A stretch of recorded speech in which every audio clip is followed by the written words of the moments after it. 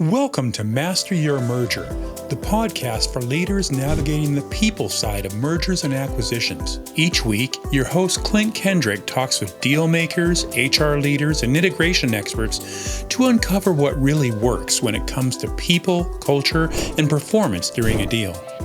From retaining top talent to aligning leadership, you'll hear real stories and actionable insights from the people doing the work, all designed to help you make your merger work. If you're leading through M&A, this is your weekly playbook.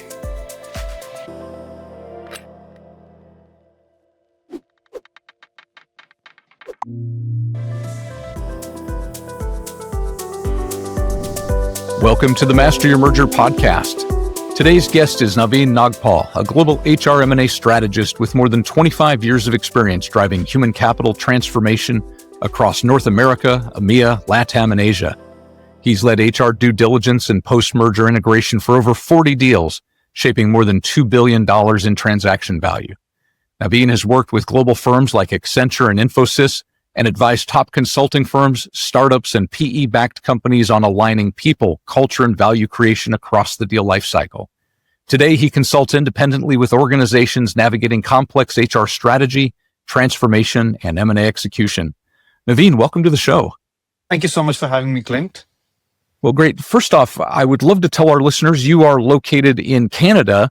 And what I love is that so much of it looks alike between the US and Canada, but I think there will be a uniquely Canadian twist on some of the things we talk about. Absolutely, yes. So, well, before we dig into that, how did you first get involved in M&A work? Yeah, it was ages back, I would say centuries back in my head, seems like. But yeah, the very first time I was supporting an organization with recruiting and total rewards, and that's when that organization did to acquire a UK-based organization. And I kind of was doing some back-end work, fully exposed to what due diligence is or what possibly means merger integration. I had no clue whatsoever. I was being asked to do some back-end stuff, and then I kind of developed an interest at point of time. And it was like finance team, not by HR team. So it was way back, at least 22 years back, possibly more than that. And that's how I kind of freshen and thought I'll be doing, M&A as a day job 15 years, 10 years down the line. First started getting involved in it, there weren't a lot of companies that had teams that were stood up for this work. So a lot of folks have an entry story similar to yours. Yeah. So you've done some really big deals since then, obviously working for some large firms that are well-known serial acquirers. And I think you've done deals covering 20 plus countries. Is there any one deal that really sticks with you that you'd like to share about? Yeah, I mean, every deal is very unique and you have your lessons learned, very unique. One particular was the fact that, I clearly remember a very complex deal because of the way it was structured. It was asset purchase, already on TSA. There's a sort of a carve out also coming in. Very strange closing conditions, virtually no data available to make assumptions. And of course, multi-countries, multi-city. So yeah, for example, in Canada, different provinces would have different laws, right? Similarly, there are a lot of countries would have different provincial or city laws for that matter. One of the interesting thing was that, when I was doing the deal, it was towards the Christmas period. Every time you reach out to the target audience or target company's HR, they will say this data is not available, that data is not available, because the group who we were acquiring had no HR, formal HR. Yeah. They were being earmarked and kept separately in a ring fence for a particular period because they were supposed to be carved out or hived out from that core group. So I had to make a lot of assumptions. And while making those assumptions, because the data was not available, realize that the defined contribution or the 401k is similar what you have in different countries. The understanding which I got, not based on the offer letters or hard data, but speaking to people, that it was over and above their total cash. Wow. Now, what it means is that if $100 is a total cash from a base pay perspective, then we are paying 12, 15, 20% higher to people, which wasn't the case in my hand because I've done deals in those countries in the past as well. It was very unlike. And in the technology space, more or less, the employee value proposition is more or less the same. Nobody's going to give you moons and stars unless, and that to a large audience. The interesting part was this, that each country has some of the other nuance which was there. Finance was struggling, legal was struggling because the data was not available. So, and, you know, fast forward, I did escalate. I was being told it's okay. We are happy to take a couple of $1 million head because this deal is large enough. We can do this. But my bigger worry was, are we doing something knowingly or unknowingly, and what impact it will have in the future? Because probably a $1 million on the face looks okay, but are we seeing some issues possibly will pop up 6 months, year down the line? Right. It could be pension, it could be litigation, it could be something else for that matter. So I wasn't very comfortable. And I kept escalating to a point when I was being told that stop and then let it go. But then, you always want to back your instincts. And fast forward, I had to roll out offer letters in multiple countries. So it was a large deal, but in specific countries, about 7 countries which were severely getting impacted. And Monday, I had to roll out offer letters to these countries. Friday evening, 4 p.m., I happened to catch hold of their finance payroll lead of that particular region, which was covering probably 60% of the world. And the topic was something else. And I just had very brief conversation. I said that, do you think this defined contribution or the pension or other bits which you're paying CPP is over and above, or it's already part of the total cash? He said, you're right. It's part of the total cash. So why I've got different information? He said, I don't know. You're speaking the first time. So I said, can you give me data? The call was supposed to be for Klint for 15 minutes. It lasted more than 90 minutes. My goodness. 8:30 p.m. Friday evening, I sent an email before I sent an email, I spoke to the deal lead who was sponsoring the deal, say that I could save a couple of $1 million minimum, and it could be around 4 to 5 if we are more finicky. Are you okay for me to delay the offers? He said, absolutely, yes. And I sent emails to everybody, all stakeholders, worked over files over the weekend so that the target company leadership can see what new comp would. It was simple, but what comp needs to be there. Right. And by doing so, spoke to legal, finance, shared this vision. They said, yeah, we felt something was missing, and they encountered something else as well.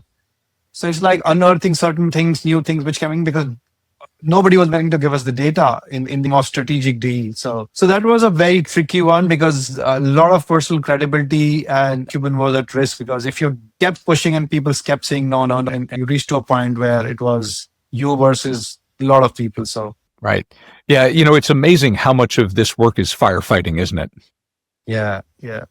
And I would say firefighting, yes, but sometimes you just have to back your instincts, even if somebody is saying, and the fact was this, that we were speaking to employees and asking them what were their benefit conditions. Somebody said, oh, I'm getting 50% fertility or medical top-ups, but there is no documentation available. So what basis I should go and structure that? I can't go by saying an employee has told me. Employee can say, I'm looking for moons and stars as well at the end of the day. So those were some concerns. Yeah.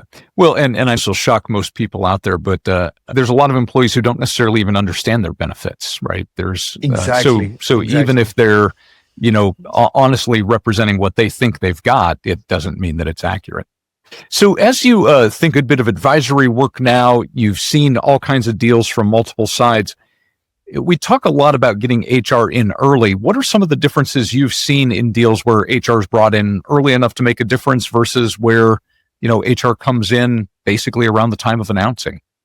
Yeah, very interesting. And I'm glad you asked this, because I would ideally like HR to be involved in even the pre-LOI stage, before the due diligence, where you are able to identify the target. If you feel that HR has strategic acumen and HR can play a strategic role in identifying the target as well in conversations as early as possible. So due diligence for sure. And what to answer your question, the benefits are multifold. You are connected to the deal from the day one. Unless you are an external consultant who just want to come and probably advise and go back, share a value creation plan on the paper and go back. But if you are an in-house person and you're going to be also even not closely but remotely associated with the post-merger integration and change management, it is far more important for you to be involved in due diligence. You're able to understand the risk. You are able to analyze and flags any potential risk. You can help in closing conditions. You can give your critique or expertise, whether it's a share purchase or an asset purchase, what TSA closing conditions will be, or how you want to structure. More importantly, you're able to develop relationship with the target company, employees, executive leadership, or help you with the integration part. These are obvious pluses. But if you talk about minuses when you're not available, and if you conflict, everything opposite to this could be minus. I'm not saying that always have a luxury of being involved in due diligence, but then the work becomes a bit challenging because you have to rely on somebody else's work, thought process, value judgment, go through notes. Some things are certain things can be missed out. You see things differently versus probably another will be doing. So there are challenges that makes integration a bit more challenging, because what communication you want to do, what plans you want to connect to, whether change HR leaders have been identified, what has been the journey so far, comfort level perspective, how the target company, employees and leadership has so far reacted to some of those discussions or negotiation which has happened. I'm not talking about communication, but when the negotiations happen, okay, with these benefits, not all those things. So how that vocabulary is being developed over the period of time, which you typically miss out on that. Yeah. So quite a bit about how diligence affects integration. What are some of those risks that you often see getting overlooked during diligence? You mentioned you'd done some escalations on a deal and folks were like, no, stop escalating. I think I've heard that before a couple times in my career, like, we don't consider this important, but then sometimes it comes back to bite you. So what are some of those things that you've seen where, it gets overlooked during diligence, but during integration causes a lot of problems? Yeah. So I would say largely point number one would be come to the culture part, but I'm talking about hard data points. Sometimes the total reward assumptions are being, or benefit integration is being looked at loosely. When I say the impact of the benefits, what impact you have on the employees in a short to medium term. It could be a phone benefit, it could be a medical benefit, could be dental vision, anything for that matter. How do you structure that? The other bit important piece I've seen is the policies or way things get done. Or what I mean by policies is that their performance management is probably, I've seen some smaller organization we're doing on a anniversary cycle, probably every month every month, some set of people going through performance, some set of people going through a compensation revision, bonus staggered, move to a more structured organization, which is bigger. There are probably an annual performance. It could be a leave or time off policies. Workday versus probably a smaller system. How their overall structure is being from a support governance perspective, whether it's HR, marketing, finance, their to market strategy. So policies one, total rewards other basis is where people look at it, but they don't pay enough attention from a deal construct perspective. And sometimes you have to take a loudspeaker to keep making that point time and again that, hey, you can't ignore this fact. You can't ignore this fact. That kind of connects to the larger culture of the organization, that the reason they do things differently, you have to take a call whether you want to respect that part and continue because they have created something and that's the reason you're acquiring, or you want to sunset pretty soon. So those kind of decisions I feel are critical. Yeah. Well, they affect the deal model. They affect the employees. There's absolutely payroll, such a huge expense. So you mentioned, again, you were talking about that deal, multiple countries and given your background with some large organizations, I know you've worked across geographies, 20, 25 or so countries. What's the biggest lesson you've learned trying to lead M&A deals at that scale? Don't assume, and I try to share why I say this. More often than not, we are caught between templates and previous experiences, but the best part of the M&A, especially from an HR perspective, is that while two deals might look same, but they are not the same, because each organization has a very unique set of culture, unique set of value proposition, and what you're trying to bring into play. So that's point number one. Point number two is that when you especially doing large deals, don't try to overthink and try to keep things simple as possible. We often feel that we have answers for everything. So gathering the right set of team structure and getting the right SMEs to help you, whether it's a German pension bit or a UK 2P bit or any kind of collective bargainings which are happening in LATAM for that matter, to respect the dynamics and rely on experts. If you know the subject well, ensure you validate, because sitting you are based out of a specific country and you have a good understanding of the world, but probably something would have changed in the last 2 weeks, which you might not be aware of. So making sure that you have a right team, lean on and validate as much as information possible before probably announcing or making any changes or decisions, I would say. Makes a ton of sense. You pointed to wanting to keep things simple, right? And also honoring the local culture and the reasons that things are done in those locations. How do you balance that? That's often a really hard decision to make. So how do you approach those kinds of decisions? Yeah, it's actually an interesting mess, and there are right or wrong answers. Things are easier said than done, but you would like to understand the deal construct, right? Like if you're an advantage of being involved in the intelligence space, or probably have a great leadership connect, you're able to understand what are the deal dynamics, right? Why we are doing this deal? What's our North Star? Are we going to acquire only for talent, or there is a product IP coming into play, or because this deal we're going to be a number one player in a particular specific region, or going to add our top line, or whatever for that matter. So once you understand the constructs really well, then you want to also understand what the value target company is bringing in, right? Whether it's a reverse integration, for example, you are doing an acquisition, it's a multi-country acquisition. In Spain, probably your organization will have 20 employees, but that organization is bringing, the target company is bringing 100 employees. So they are the senior player in that country, right? You want to learn something from them, how probably they are structured finance, or how things get done locally versus we try to tell them that, you learn. So what I meant by keeping things simple is just follow very basic principles and rules in terms of what changes we are bringing in, when, what timelines, and then also respect the conditions, closing conditions, right? Are there any interdependency from a closing condition perspective? We're talking about data transfer, tech data transfer, I mean, giving an example, or any kind of competition commission regulations or regulatory approvals needs to be taken. Do you want to go and go live on the same day, or you need to have a staggered go live? Probably 5 countries on 1st October, another 6 countries on 1st December. I'm just giving an example to you. Does some countries are okay for a benefit cutover at any point of time? US is strictly around 1st January, right? Canada can be, okay, we can do it mid-year as well. Other countries does not matter. So to understand those nuances for each country, make sure your checklists are ready, milestone for each countries are ready. And wherever you can, probably learn from each country, and otherwise try to think each country as a unique model, and consider that, and then develop your plan around it. That is probably some of the best advice I got when doing them. I love that. Treat each country like its own mini project. Yes. Yes. When we've talked about culture, we often talk about this idea of culture clash, culture drag, whatever we want to call the cultural misalignment.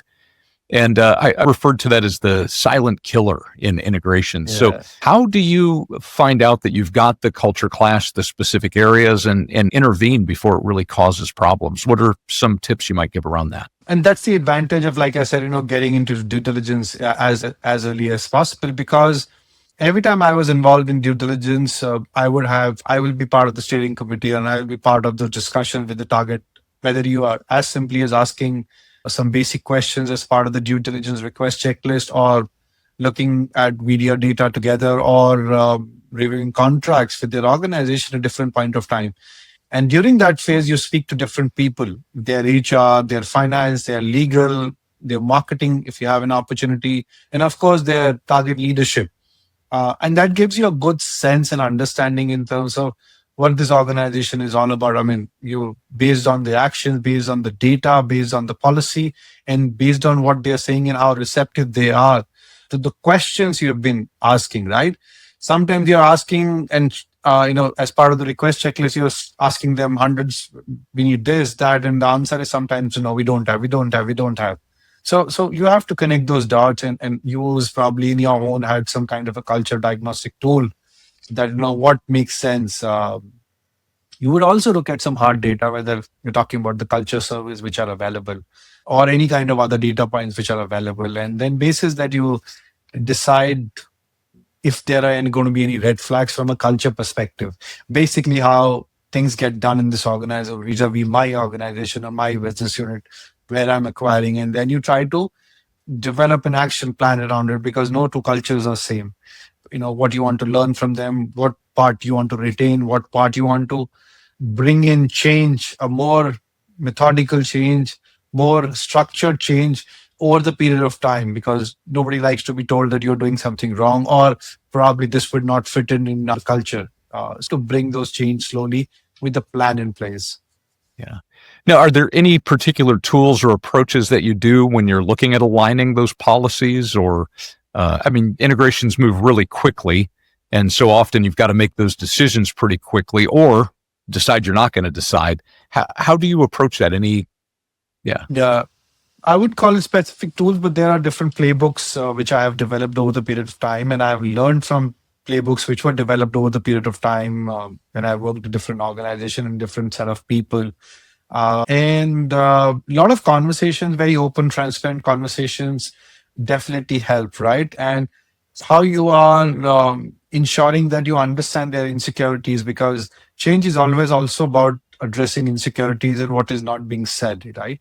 Are you open and forthcoming and trying to bring those elephants in the room, saying that this you see can potentially be a flag or a risk, and then you hear them out and try to understand why career level mapping, their vice president needs to be called director here. Why? What impact it will have. It could be benefits, it could be compensation, it could be location, it could be remote policy, it could be. Sometimes people get finicky about MacBook versus Dell laptops. So understanding, what the trigger points, what hot buttons will be in a classic sense, and then try to work with the leadership. And it's not easy, but then you have to develop a plan somewhere down the line, making sure that you want to do it certain changes on day one, or probably 60th day, or 6 months or a year down the line. Develop a line by line, policy plan from a sunset policy perspective, and how you want to also communicate not only to the leadership but to the larger audience, right? What vocabulary, choice of word. If I'm doing the communication in Japan versus China, by not only the mode of delivery but the choice of word would be different. The language, the tone would be different. So are you keeping those cultural aspects in mind when you're communicating, and how you're also comprehending the verbal and non-verbal actions which you see in the meetings? Yeah, really important stuff. So when we think about introducing that kind of change, obviously it's like you talked about, there's the HR change, there's the systems change, there's probably IT changes. How do you know that a team is ready to take on those changes? Team is ready. There are some hard datas where I look at. Of course, you're speaking to the leadership team, you're speaking to the employees, their comfort level. You do an assessment based on certain surveys, the receptivity of letters. Sometimes I will rule out free benefits survey or pre-survey. So one thing I always do is that much before I roll out the offer letters, I kind of create a probably 3 to 4 weeks advance plan in terms of communication, where I tell them start with the basic change in terms of what is the before and after benefits will look like, to get me a feeler. And depending on the questions which are being posed to me, first those plans have been already shared with the leadership and then to employees. Depending on the questions I'm getting, I good sense whether people are okay or not okay with respect to that. And then anonymous surveys are being done in terms of what's your feelers. After every town hall or an open house or a session being done, I always conduct a Mentimeter open, where people can confidently respond that they can give a thumbs up or some quick 5, 7, 10 questions in terms of what do they feel about this question or this session. That gives a very good feeler. And then if your benefits or employees are not negatively impacted by any means, more or less is assumed pretty positive. I think the biggest challenge which comes in is career level mapping, their role family, job family, career architecture.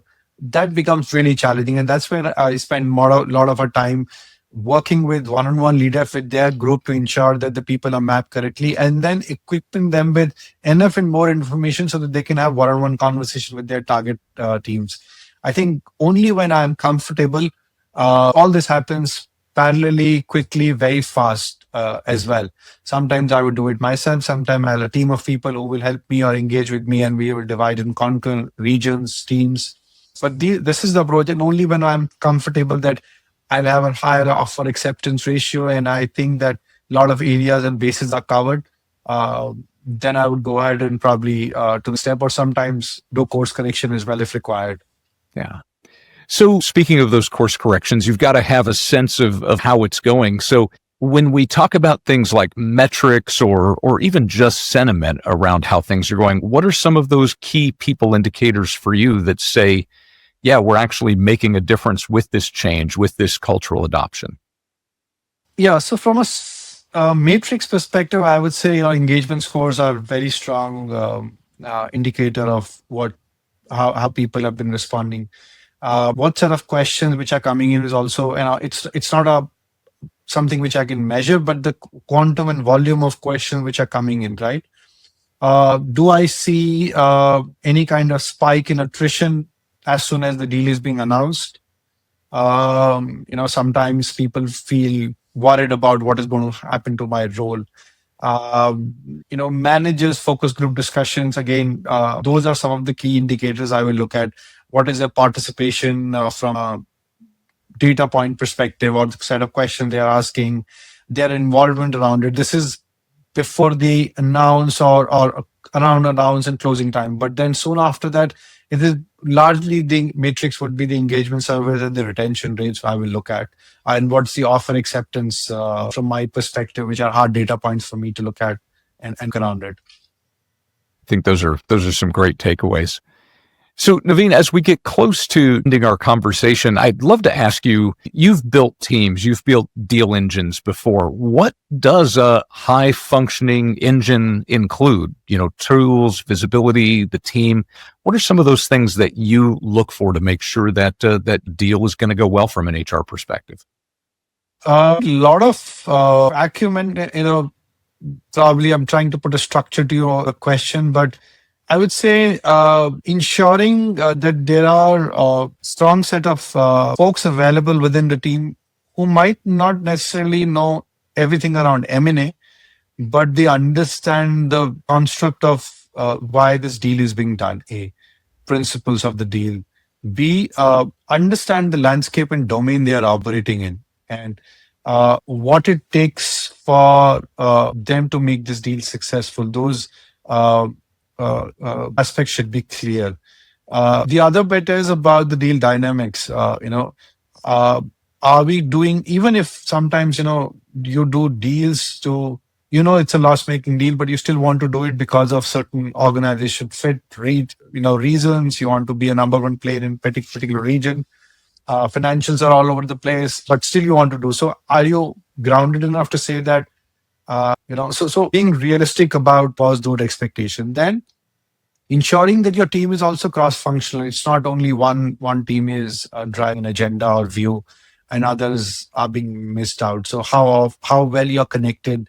I feel HR, finance, legal are absolutely must have, and then the core delivery team or operations team for whom you're going to solution this deal. So are they in sync? Understanding the data, numbers, go-to-market strategy, roles clarity, who's going to do what, synergy plans, what value creation means from their lens, and everybody coming together. So these aspects, and then these are basic hygiene, I would say. And then some must-haves would be if you have great tools, systems in place which can help you do a due diligence faster or better. It could be how data is being collated, census rosters, templates, asking meaningful questions, your ecosystems available to do certain surveys, tools, Can you possibly source some independent information with respect to culture or any kind of charter which is there? Those kind of things would be, I would say, very, very important in a successful deal. I mean, it's hard to say deal can be successful, but then you can, it has all the secret ingredients to make it successful. And then you have a fallback plan because the team is well structured. If something goes wrong, you can always ask corrections. Fantastic. Well, you have given so much really fantastic advice, wisdom, insight from a lot of deals in a lot of places, Naveen. So thank you so much for that. If listeners want to connect with you or learn more, what's the best way for them to reach you? Really appreciate Clint for the opportunity and on a nice rainy Sunday. Morning couldn't be better than chatting with you and share my thoughts. So absolute privilege here. Thank you so much. Yeah, people can connect me on LinkedIn. I respond to them pretty quickly. Any kind of help I can be of things they would like to discuss, talk about. So I'm pretty active on LinkedIn. So yeah. Fantastic. Well, we'll make sure we put a link to your profile in the show notes. Naveen, thank you again. Really appreciate your time. Sure. Thank you so much, Clint. Bye. Take care. Thanks for listening to Master Your Merger, hosted by Klint Kendrick. Be sure to follow or subscribe so you never miss an episode. And if you found this valuable, share it with someone leading through a deal. To explore toolkits, resources, and upcoming programs, including our free roundtables, visit masteryourmerger.com. We'll see you next time.